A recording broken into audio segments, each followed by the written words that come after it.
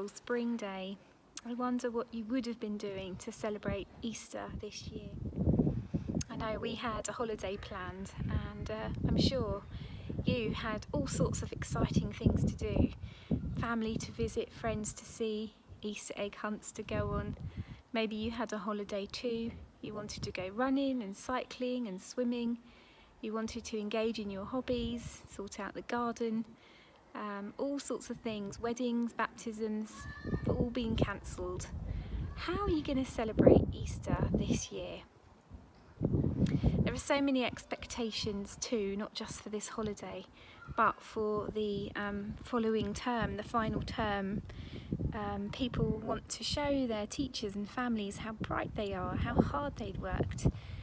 People wanted to excel in their sports and interests and finish their term with school discos and proms and parties through the summer. But now, where are we? What have we got? Today the churches celebrate the Sunday before Easter, known as Palm Sunday. That's why I've got a palm cross symbol on my hand. The idea is that it goes viral amongst Christians and on their profile pictures. But Palm Sunday is that day full of expectation and promise. It's the day when Jesus presented himself to Jerusalem, the capital city as it were, as king. The fact that he rode a slow, plodding young donkey rather than a huge, majestic horse was lost on this crowd. They just saw Jesus, their majesty, their king. All their hopes were placed upon him, the one who would overthrow the Romans, fight and conquer, bring in a new rule where the Jews would take their rightful place as the chosen nation of God. So their expectations were so very high. This Jesus was going to change their lives. He was going to bring peace and prosperity and make their nation great again. And so when he presented himself as king, the crowds went mad, the people cheered. They looked for ways to mark his presence and big him up. They ignored the fact that he was humbly, gently coming on the donkey. And instead they got well excited, grabbing branches from trees, anything they could find, laying coats on the ground to give him the red carpet. They shouted praise and revelled in the presence of this great man. This was Jesus, the man sent from God who would change their world. Yet a few days later, the mood of the people had changed. Jesus didn't wow everyone at the temple. In fact, he turned tables on them. And he didn't seem interested in their religious ideas. In fact, he poo-pooed them. And he didn't seem able to stand up to the Romans. In fact, he didn't even retaliate when they arrested him. So Jesus was a disappointment, a total letdown. And the same Jesus who'd been celebrated as the King of Kings was accused of blasphemy and sentenced to death. And every hope that they had placed in him died on the cross with him, or so it seemed. And the people were left as we might be today, disappointed, desolate, wondering what hope is there now? What have we got left? I find disappointment really hard. It's difficult to know what to do with it. Usually we build up layers of self-protection. We decide, perhaps deep down, that it's best not to get too excited about something, and then we can't be let down. Don't have high expectations, then you can't be hurt. But numbing our hearts to pain ends up numbing our hearts to all emotions, to love and joy and things like that. And things like joy and laughter then just give way to pride and cynicism. But it is hard. We feel that we can't express our disappointment because we will sound selfish and self-centred, self-pitying. We might sound childish and churlish because we know that there are plenty of people who've got it worse than us.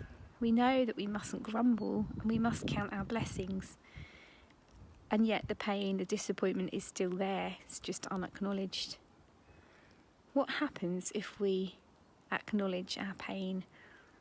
What happens if we give voice to those questions that we're pushing down? What now? What hope is there? What have I got left? Just between you and your diary, or you and a person who you know supports you well, or between you and Jesus? What would happen just to acknowledge some of that pain?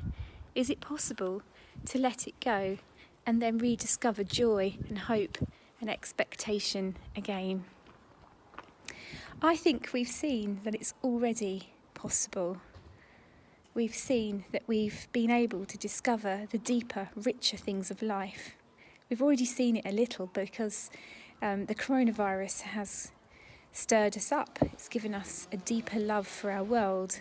We grieved with China and Italy before we might not have even known where they were on a map. We've celebrated the NHS and key workers, and yet before we've barely noticed them. We've been deeply moved by community efforts and volunteer work, yet before we perhaps didn't even know who our neighbours were. We've already seen that love underpins and holds us together in crisis. But we know there's more to come. What else will we see? What else will we mourn? Right now we might be mourning the temporary loss of usual creature comforts, routines and hobbies and social lives. We can't see friends and family. But what else, how much more and how long are the questions that we're asking. Celebrating Holy Week can be quite an emotional journey, a journey of highs and lows. It reveals the depths of God's love, expressed through joy, through anger, through servanthood, all sorts of symbols, through pain, through endurance, through suffering, through death even, and out to the other side, the resurrection, the powerful revelation of life from death, which we need so much right now. To do this journey properly involves plumbing the depths in order to reach for the skies at the end. It involves following Jesus to the cross and on the cross, and demands that we face the feelings that we may wish to run away from. But to journey to the depths takes us to the heights. We find treasure we never knew existed. And I think this Easter, 2020, we recognise we need that treasure more than ever, of understanding, believing, hoping for resurrection life, life in all its fullness, life for now and yet to come, eternal life for everyone, no matter who you are. So here's the challenge. Will you do this journey through Holy Week, right through to Easter Day and the resurrection of Jesus?